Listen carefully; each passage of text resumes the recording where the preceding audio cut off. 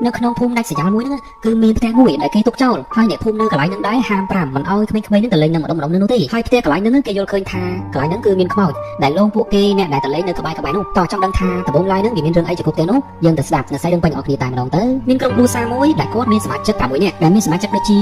ឪពុកម្ដាយកូនប្រុសហើយនិងកូនប្រសាហើយអ្នកចុងក្រោយគឺជាចៅស្រីនៅព្រឹកព្រលឹមមួយក្រុមគ្រួសាររបស់គាត់ដែលមានកូនប្រុសឈ្មោះថាលីប៉ៃឈ្មោះហ្នឹងគឺគេគ្រាន់តែដាក់ដើម្បីឲ្យយើងស្រួលស្ដាប់ទេណាគ្នាយើងមិនមែនជាឈ្មោះពិតនោះទេនៅព្រឹកព្រលឹមក៏មានពូនិចិត្តខាងម្នាក់ក៏បានមកប្រាប់យាយតាពីហ្នឹងថាកូនប្រុសរបស់គាត់បានធ្លាក់ទៅលើភ្នំហើយក៏បានបាក់ជើងពេលនោះគេក៏បានបញ្ជូនគាត់ហ្នឹងទៅកម្មវិធីពេទ្យបានហើយដូចនេះសូមលោកតាលោកយាយហ្នឹងទៅមើលកូនប្រុសរបស់គាត់ផងដោយមិនអង្គយូរពួកគាត់ទាំងពីរនាក់ក៏បានដល់ប្រទេសសៃហ្នឹងទៅមើលកូនរបស់គាត់នៅមន្ទីរពេទ្យតែម្ដងពេលនោះដែរប្រពន្ធរបស់លីប៉ៃហ្នឹងគាត់ក៏បានដឹងដំណឹងថាប្តីរបស់គាត់ហ្នឹងគ្រោះថ្នាក់ដែរហើយគាត់ក៏បានជិះកង់ទៅក៏ជួបផ្លូវគ្នាជាមួយនឹងឪពុកម្ដាយក្មេករបស់គាត់ពេលនោះគាត់ក៏បានចូលដំណើរបុកគ្នាជាមួយនឹងសេះគ្រោះថ្នាក់សេះមិនហ្នឹងនេះហើយគាត់ក៏មានគ្រោះថ្នាក់អីរបួសអីតិចតួចចឹងទៅឈឺដៃឈឺជើងអីតិចតួចចឹងទៅពេលដែលទៅដល់មន្ទីរពេទ្យក៏អត់មានឃើញមនុស្សអីនៅកន្លែងហ្នឹងតតែសោះបន្តមកគាត់ក៏បានវិលត្រឡប់មកផ្ទះវិញពេលនោះដែរកូនប្រុសរបស់គាត់ហ្នឹងក៏បានដើរមកដែលគាត់នឹងដើរមកជាមួយនឹងលោកគ្រូម្នាក់ទៀតដែលមានឈ្មោះថាសុងក្រោយតែចូលដល់ផ្ទះរបស់លីប៉ៃភ្លាមលោកគ្រូសុងហ្នឹងក៏បានលើកនិយាយថា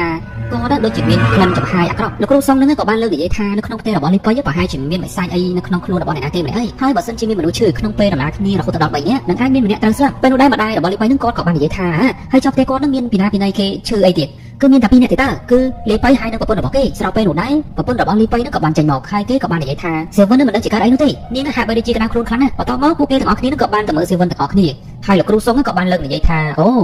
ូច្បាស់ជាមានព្រាយមានអីដែលមិនល្អនឹងចូលខ្លួនរបស់សេវិនហើយដូចនេះយើងត្រូវតែព្យាបាលនាងឲ្យបានតាន់ពេលដល់និយាយមិនតាន់បានប្រហែលផងលោកគ្រូសុងនឹងគាត់ក៏បានដកបញ្ចូលចេញពីកប៉ាល់របស់គាត់ហើយក៏យកទៅចាក់ដៃរបស់សេវិនពេលនោះដែរម្ដាយរបស់សេវិននឹងក៏បានហាមគាត់ដែរថាមិនក៏មិនត្រូវយកបញ្ចូលនឹងមកចាក់កូនស្រីរបស់គាត់អញ្ចឹងប៉ុន្តែលោកគ្រូសុងក៏នៅតែរឹងតឹងហើយក៏យកដៃរបស់សេវិននឹងយកមកចាក់បន្តទៀតសេវិននឹងស្រែកប្រាប់ម្ដាយឲ្យជួយគេផងប៉ុន្តែម្ដាយនេះជួយអត់បាននោះទេបន្តមកលោកគ្រូម្នាក់នឹងក៏ថាព្រលឹងអាក្រក់នៅក្នុងខ្លួនរបស់សេវិនមិនតាន់ចេញនោះទេគាត់ក៏បានបង្គាប់បញ្ជាឲ្យលោកតានឹងយកខ្សែចងនាងហើយក៏ចាប់ផ្ដើមធ្វើតរណកម្មពេលនោះដែរទោះបីជាម្ដាយរបស់សេវិនហើយនឹងលោកយាយរបស់សេវិនខាងគាត់យ៉ាងណាក៏អត់មានអ្នកណាគេនឹងអាចហាមឃាត់បានដែរចុងក្រោយលោកគ្រូម្នាក់នឹងក៏បានវ័យធ្វើទរណកម្មចំពោះសេវិនរហូតដល់បាយឈាមនឹងមានគ្រោះថ្នាក់អីទៅបន្តមកទៀតលោកគ្រូសុងនឹងក៏ប្រាប់បញ្ជាឲ្យចងសេវិននៅក្នុងទុកចោលនៅក្នុងឃ្លាំងទុកចោលចំនួន1យប់ដើម្បីឲ្យព្រលឹងនឹងវាចេញពីខ្លួនរបស់សេវិនលុះយប់ឡើងក៏ស្រាប់តែម្ដាយរបស់សេវិននឹងគាត់ក៏មានអារម្មណ៍ថាដូចជាមិនសូវស្រួលបន្តមកគាត់ក៏បានចូលទៅកោះឃ្លាំងមួយនោះហើយក៏ទៅជួយកូនរបស់គាត់ប៉ុន្តែជាអកុសលអីកូនរបស់គាត់នឹងបានស្លាប់បាត់បង់ជីវិតបាត់ទៅហើយបន្តមកទៀតម្ដាយរបស់សេវិននឹងគាត់ពិតជាមានគំនុំខ្លាំងមែនទែនចំពោះឪពុកម្ដាយក្មេករបស់គាត់លុះព្រឹកឡើងអ្នកភូមិផងនៅក្បែរហ្នឹងក៏មានការភ្ញាក់ផ្អើលមែនទែនដោយសារតែក្រុមគ្រួសាររបស់លីប៉ៃគឺត្រូវបានស្លាប់ទាំងអស់នៅសល់តែលីប៉ៃមួយទេចំណែកឯប្រពន្ធរបស់លីប៉ៃគឺបានស្លាប់នៅមុខផ្ទះចំណែកឯយាយតាដែល2នាក់ហ្នឹងគឺគាត់ស្លាប់ដោយការព្យួរដៃនៅកន្លែងភ្នំពីដាននៅកន្លែងពីដានផ្ទះបន្តមកខាងប៉ូលីសហ្នឹងគេក៏បាននាំលីប៉ៃហ្នឹងទៅសួរចម្លើយថាមានរឿងអីកើតឡើងដោយសារតែមនុស្សស្លាប់ពេញដល់ផ្ទះប៉ុន្តែលីប៉ៃគេបានប្រាប់ថាគេអត់ដឹងរឿងអីនោះទេហើយគេក៏បានរត់ទៅចេញពីកន្លែងប៉ូលីសហ្នឹងទៅហើយតាំងតែពីមានរឿងហ្នឹងឡើងមកផ្ទះមួយហ្នឹងក៏ត្រូវបានទុកចោលហើយអ្នកជិតខាងទាំងអស់ហ្នឹងក៏មិនហ៊ានឲ្យកូនចៅហ្នឹងទៅលេងក្បែរកន្លែងហ្នឹងដែរដោយសារតែគេគិតថាព្រលឹងខ្មោចនៅកន្លែងហ្នឹងនៅតែលោកបន្លាយទៅកាន់ពួកគេឥឡូវយើងចូលដល់សាច់រឿងទី2សាច់រឿងទី2ហ្នឹងគេបានបញ្ជាក់ប្រាប់យើងថាគឺជាសាច់រឿងពិតដែលបានកើតឡើងនៅក្នុងប្រទេសចិនពិតមែនដោយមានបរិវ័យក្មេងម្នាក់គាត់បានទិញស្បែកជើងអនឡាញហើយក៏មិនដឹងពីប្រភពហើយក៏ត្រូវបានស្លាប់ដោយសារតែស្បែកជើងមួយនោះតោះទៅស្ដាប់សាច់រឿងដំបូងតែម្ដងទៅមានបរិវម្នាក់ឈ្មោះថាណាងនៅថ្ងៃដំបូងឡើយហ្នឹងក៏បានទិញអីវ៉ាន់អនឡាញនៅក្នុងបណ្ដាញសង្គមបន្ទាប់ពីបានស្បែកជើងហ្នឹងមកគាត់ក៏បានយកវាហ្នឹងយកទៅដាក់នៅកន្លែងលើធ្នើលុះយប់ឡើងគេហ្នឹងក៏បានចូលសម្រាប់ពេលនោះដែរក៏ស្រាប់តែមិនដឹងជាពីណានោះទេដើរចូលទៅក្នុងបន្ទប់របស់គេហើយក៏ឈរនៅមុខកញ្ចក់ដំបូងឡើយណាងហ្នឹងគេអត់ដឹងថានឹងគឺជាអីទេប៉ុន្តែដោយសារតែមើលយូរទៅមុខរបស់បរិបម្នាក់ហ្នឹងគឺអាក្រក់ខ្លាំងណាស់អំឡុងពេលនោះដែរគេក៏បានដឹងថាបរិបម្នាក់ហ្នឹងគឺជាខ្មោចដោយសារតែឃើញចម្លែកពេកគេក៏ស្ទុះទៅជិតបានកុងតាក់ពេលនោះដែរភ្លើងក៏ចាប់ដើមភ្លឺហើយគេក៏មិនបានឃើញពីណាគេនៅកន្លែងនោះដែរស្របពេលនោះគេក៏បានឃើញស្បែកជើងដែលគេទិញហ្នឹងគឺនៅមុខកញ្ចក់ទាំងដែលពេលល្ងាចហ្នឹងគេយកវាហ្នឹងទៅដាក់នៅលើធ្នើនោះទេលុះដល់ថ្ងៃស្អែកណានឹងគេក៏បានយកស្បែកជើងហ្នឹងទៅឲ្យគ្រូទាយដើម្បីទាយថាតើស្បែកជើងហ្នឹងគឺវាមានអីកើតឡើងប៉ុន្តែគ្រាន់តែគ្រូម្នាក់ហ្នឹងគាត់ឃើញភ្លាមគឺថាគាត់ស្រែកមកគាត់ថាគាត់អត់ចង់ពាក់ព័ន្ធអីជាមួយនឹងស្បែកជើងហ្នឹងនោះទេទោះបីជាណានឹងគេចង់ឲ្យគ្រូម្នាក់ហ្នឹងជួយយ៉ាងណាក៏ដោយក៏គ្រូហ្នឹងអត់ជួយតទៅសោះគាត់បានស្រែកខ្លាំងៗដេញឲ្យណានឹងយកអាហ្នឹងទៅឲ្យអ្នកណានឹងជួយមើលឲ្យទៅគាត់អត់មើលនោះទេហ្នឹងក៏គាត់សម្រាប់បន្តមកទៀតណានឹងគេក៏មិនដឹងថាធ្វើបែបម៉េចគេក៏បានកាន់អាស្បែកជើងហ្នឹងមកកាន់កន្លែងអ្នកគេសម្រាប់ហ្នឹងវិញលុះយប់ឡើងក៏ស្រាប់តែមានរឿងចម្លែកកើតឡើងចំពោះគេបន្តទៀតហើយដោយសារតែជើងរបស់គេហ្នឹងមិនដឹងថាស្បែកជើងហ្នឹងវាមកពាក់ដោយខ្លួនឯងនឹងពីកាលណានោះទេបន្តមកក៏ស្រាប់តែគាត់ហ្នឹងមិនអាចបញ្ជាជើងខ្លួនឯងបានទេពេលនោះដែរស្បែកជើងហ្នឹងក៏បានបញ្ជាជើងរបស់គេដើរទៅកាន់វេរ៉ុងដែរហើយក៏ចាប់ផ្ដើមធ្វើការលោតតម្លាក់ពីកន្លែងហ្នឹងធ្លាក់ស្លាប់បាត់ទៅហើយក្មេងប្រុសដែលបានស្លាប់ហ្នឹងដែរគឺគាត់ស្លាប់ដោយជើងរបស់គាត់ហ្នឹងគឺអត់មានស្បែកជើងនោះទេមិនដែរអ្នកនរគ្នាសាររឿងទី2នេះល្អមើលដែរអត់មានជាមិនចេញសម្លេងដើម្បីអ្នកនរគ្នាហ្នឹងកាន់តែចូលអារម្មណ៍ជាមួយនឹងadminហើយក៏ please comment ពីចំណាប់អារម្មណ៍របស់អ្នកនរគ្នាផងណាតើឥឡូវបើបានជា comment ហើយយើងចូលដល់សាររឿងទី3ទាំងអស់គ្នាតែម្ដងទៅមានក្មេងប្រុសម្នាក់ហ្នឹងគាត់គឺជាមនុស្សម្នាក់ដែលចូលចិត្តលេងល្បែងខ្លាំងណាស់លេងល្បែងហ្នឹងដូចជាលេងបៀលេង classico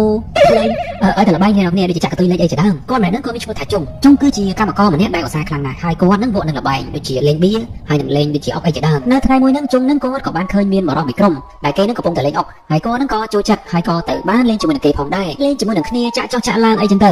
លុះដល់ពេលយប់ហើយឥឡូវយប់ទៀតបាទចុងនឹងគេក៏បានក្រោកម្នោមអីចឹងណាពេលនោះដែរគេក៏ស្រាប់តែឃើញមានបរិសុទ្ធចំនួនមួយក្រុមទៀតហើយប៉ុន្តែពួកគេនឹងកំពុងតែលេងបៀដោយសារតែចុងនឹងគេចូលចិត្តលេងល្បែងមែនទែនគ្រាន់តែឃើញភ្លាមក៏ចាប់អារម្មណ៍ហើយក៏ទៅចូលទៅមើលនឹងទៅលេងជាមួយនឹងគេផងដែរលេងចុះឡើងឆ្វេងស្ដាំបោះចោលល្បែងនេះមានអត់សូវដឹងទេកំពុងតែលេងនឹងក៏ស្រាប់តែមិនតាន់ជាបានប្រហែលផងពួកអ្នកដែលលេងនឹងក៏បាត់ខ្លួនមិនដឹងទៅណាអស់នោះទេហើយពេលហ្នឹងឯងគេក៏បានឃើញថាអ្វីដែលគេកំពុងតែលេងហ្នឹងគឺជាស្លឹកឈើនោះទេអំឡុងពេលហ្នឹងគេទៅតែដឹងថាគេបានលេងជាមួយនឹងខ្មោចទេដោយសារតែនៅម្ដុំដែលគេធ្វើការហ្នឹងស្រាប់តែភ្នំខ្មោចឥឡូវបានលេងបៀជាមួយនឹងខ្មោចហើយខ្សែរឿងនេះត្រូវបានបញ្ចប់ហើយយើងស្ដាប់ជាមួយនឹងខ្សែរឿងបន្តទៀតចំពោះខ្សែរឿងនេះត្រូវបានកើតឡើងតាំងតែពីឆ្នាំ1990ដែលមានលោកតាម្នាក់គាត់មានអាយុ90ឆ្នាំ90ឆ្នាំមិនគាត់មានឈ្មោះថាលោកតាលីដែលមានវ័យ61ឆ្នាំនៅរងាខ្ទង់ខែ11ខែ12អីហ្នឹងឯងលោកតាលីហ្នឹងគាត់នៅតែម្នាក់ឯងនៅកន្លែងផ្ទះម្ដុំជើងភ្នំនៅថ្ងៃមួយហ្នឹងលោកតាលីហ្នឹងគាត់ក៏ធ្វើការងាររបស់គាត់ជាធម្មតាដែលគាត់តែងតែឡើងភ្នំហ្នឹងទៅរកអស់រកអីចឹងណាបន្ទាប់មកគាត់ក៏បានដើរនៅក្បែរកន្លែងភ្នំមួយក៏ស្រាប់តែឃើញមានក្មេងប្រុសម្នាក់ដូចព្រលឹងដូចមិនទៅនោះទេស្ទងខ្មៅបន្តមកទៀតគាត់ក៏មានជាការសង្ស័យគាត់ថាក្មេងប្រុសម្នាក់ហ្នឹងដូចជាក្មេងប្រុសម្នាក់ដែលមានឈ្មោះថាហួរពេលនោះដែរក៏ស្រាប់តែក្មេងប្រុសហួរហ្នឹងក៏បានរត់ផ្អើលនឹងជារត់ទៅនៅណាទៅនេះនោះទេលោកតាលីនឹងគាត់ក៏បានរត់ដេញតាមដោយសារតែឈ្មោះថាចៅហួរហ្នឹងដោយសារតែឈ្មោះថាក្មេងប្រុសហួរហ្នឹងមិនក៏មកយប់ហើយមិនក៏មិនរំទៅទេគាត់ក៏បានដេញតាមពេលនោះដែរក៏ស្រាប់តែបាត់ខ្លួននៅកន្លែងរោងភ្នំមួយដោយសារតែវាគឺជាពេលយប់ផងគាត់ក៏មិនហ៊ានចូលទៅក្នុងនឹងដែរគាត់ក៏បានបកក្រោយទៅហៅអ្នកភូមិនឹងឲ្យមកជួយមើលគ្នាដែលប្រុសហួរហ្នឹងគាត់បានមកលេងនៅកន្លែងព្រៃហ្នឹងមិនដឹងជាមកលេងហ្នឹងដោយមិនអីមិនទេមកលេងតែម្នាក់ឯងអ្នកភូមិទាំងអស់គ្នាប្រហែលជាគ្នា6ទៅ7នាក់មករកប្រុសហួរពេលនោះដែរលោកតាលីនឹងគាត់ក៏បានប្រាប់ថាគាត់បានឃើញចៅហួរហ្នឹងចូលទៅក្នុងរោងមួយនេះដោយពួកគេនឹងមានគ្នាច្រើនបន្ទាប់មកពួកគេក៏បានចូលទៅក្នុងរោងហ្នឹងតែម្ដងហើយក៏បានឃើញប្រុសហួរហ្នឹងគឺមានអាការៈដូចជាកើតអីនោះទេបើភ្នែកធំហើយចំហមាត់ទៀតផងលោកតាលីក៏បានសន្និដ្ឋានថាចៅហួរប្រហែលជាស្លាប់បាត់បង់ជីវិតបាត់ទៅហើយសភាពរបស់គេដូចជាភ័យខ្លាចជាមួយនឹងអីម្យ៉ាងដែលយើងអត់ដឹងនោះទេបន្ទាប់ពីបានយកប្រុសហួរហ្នឹងចេញពីកន្លែងរោងភ្នំហើយពួកគេទាំងអស់គ្នានឹងក៏បានធ្វើកសលវិច័យអីចឹងណាហើយក៏បានដឹងថាប្រុសហួរហ្នឹងត្រូវបានស្លាប់ដោយសារតែជំងឺកាត់បេះដូងក្រោយពីមានក្មេងស្លាប់នៅម្ដុំក្នុងនោះអ្នកភូមិក៏បានឲ្យគេនឹងបិទផ្លូវកន្លែងរោងហ្នឹងចោលតែម្ដងទៅហើយក៏មិនអនុញ្ញាតឲ្យអ្នកណាគេនឹងចូលទៅក្នុងរោងហ្នឹងផងដែរហើយសាររឿងទី4ក៏មកដល់ទីបញ្ចប់ឥឡូវយើងបន្តចូលទៅដល់សាររឿងបន្តទៀតសាររឿងនេះគឺរៀងវែងគួរសមដែរដែលគេនិយាយទៅនឹងបរិម្នាក់ដែលគាត់នឹងបានជិះឡានហើយក៏ឡានរបស់គាត់ខូចនៅពាក់កណ្ដាលផ្លូវនៅក្នុងខេត្តហួរណានរឿងខេត្តនេះបានកើតឡើងរៀងយូរហើយដែរក្នុងឆ្នាំ2010តោះចឹងនឹងថាបរិម្នាក់នឹងជួបរឿងអីគេខ្លះយើងទៅបន្តសារបន្តទៀតបរិម្នាក់ក៏បានបើកឡានក្រុងរបស់គាត់ហើយក៏បានខូចនៅពាក់កណ្ដាលផ្លូវដែលកន្លែងនោះដែរគឺមានព្រៃភ្នំមកខូចឡានចំកន្លែងដែលមានព្រៃហើយនៅកន្លែងផ្លូវភ្នំទៀតដោយសារតែកន្លែងឡានដែលគាត់ខូចនៅជិតកន្លែងផ្ទះអ្នកស្រុកអ្នកភូមិដែរអញ្ចឹងគាត់ក៏សម្រេចចិត្តថាដើរថ្មើរជើងមួយផ្លេតសិនទៅដើម្បីឲ្យគេមកជួសឡានរបស់គាត់អីចឹងណាដោយសារតែគាត់រួចហើយគាត់ក៏បានកាន់ពិលរបស់គាត់មួយនឹងដើរសម្ដៅទៅតាមផ្ទះរបស់អ្នកភូមិដើរមិនទាន់បានជាប្រហែលផងក៏ស្រាប់តែពិលរបស់គាត់នឹងក៏វាក៏លុតពេលលុតអញ្ចឹងគាត់នឹងក៏ចាប់ផ្ដើមគិតថាតែអត់ថ្មអីទៅដឹងបន្តមកទៀតគាត់ក៏បានដូរថ្មនឹងចេញដោយគាត់គិតថាប្រហែលជាខូចឬមួយក៏អត់ថ្មអីទៅដឹងប៉ុន្តែជាចៃដន្យអីពេលដែលដូរថ្មហើយក៏វានៅតែមិនភ្លឺដដែលពេលនោះដែរគាត់ក៏មានអារម្មណ៍ដូចជាព្រឹកក្បាលព្រឹកខ្ញាក់វាដូចជាចម្លែកពេកប៉ុន្តែម្ដងម្នាក់ហ្នឹងគាត់ថាអត់ចេះខ្លាចខ្មោចពីមុនមកនោះទេអំឡុងពេលដែលគាត់អត់ភ្លើងពិលហ្នឹងគាត់ក៏គិតនិយាយតែឯងថា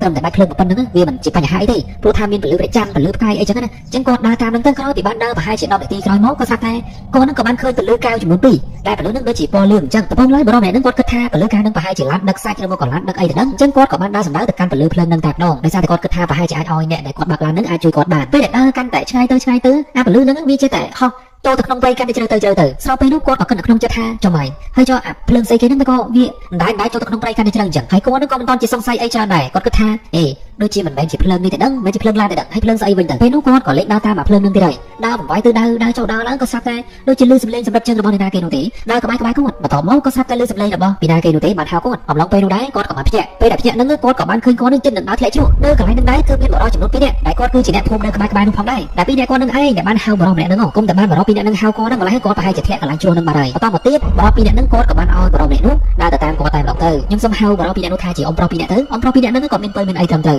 ហើយគាត់ក៏បានឲ្យបរិសុទ្ធដែលខូចឡានហ្នឹងដើរទៅជាមួយនឹងគាត់ពេលនោះដែរគាត់ក៏បាននិយាយសួរថាមិនក៏ក្មួយឯងហ្នឹងដើរតែឯងអីតែឯងអញ្ចឹងហើយប្រចាំមានគ្រោះថ្នាក់អីចំណែកឯបរិសុទ្ធដែលខូចឡានហ្នឹងគាត់ក៏បាននិយាយប្រាប់ថាគាត់អត់សូវជឿទៅលើរឿងខ្មោចរឿងអីព្រីអីទេហើយគាត់ក៏មិនដែលខ្លាចហើយនឹងមានជំនឿទៅលើរឿងហ្នឹងដែរអ៊ំប្រុស2នាក់នោះគាត់ក៏បាននិយាយប្រាប់បន្ថែមថានៅក្នុងព្រៃម្ដុំនេះតែតែមានរឿងចម្លែកអញ្ចឹងគួរតែប្រយ័ត្នឲ្យបានខ្ពស់ទៅចំណែកឯបរិសុទ្ធដែលខូចឡានហ្នឹងគាត់ក៏បាននិយាយរឿងរ៉ាវប្រាប់ដែរគាត់ថាគាត់ហ្នឹងបានឃើញភ្លើងចំនួន2ហើយគាត់ក៏ដើរតាមចូលមកក្នុងភ្លើងហ្នឹងអីចឹងណាអ៊ំប្រុសទាំងពីរនាក់នោះគាត់ក៏បានប្រាប់បន្ថែមថាភ្លើងដែលក្មួយឯងបានឃើញប្រហែលជាភ្នែករបស់សត្វចម្លែកនៅក្នុងព្រៃអីហ្នឹងអូខេហើយសាច់រឿងរបស់យើងក៏មានតែប៉ុណ្្នឹងនឹងឯងមិនដែរអ្នកនរគ្នាយល់ថាយ៉ាងម៉េចដែរចំពោះសាច់រឿងចុងក្រោយកុំភ្លេចខមមិនប្រាប់ឲ្យមានបានដឹងផងណាបាទអរគុណ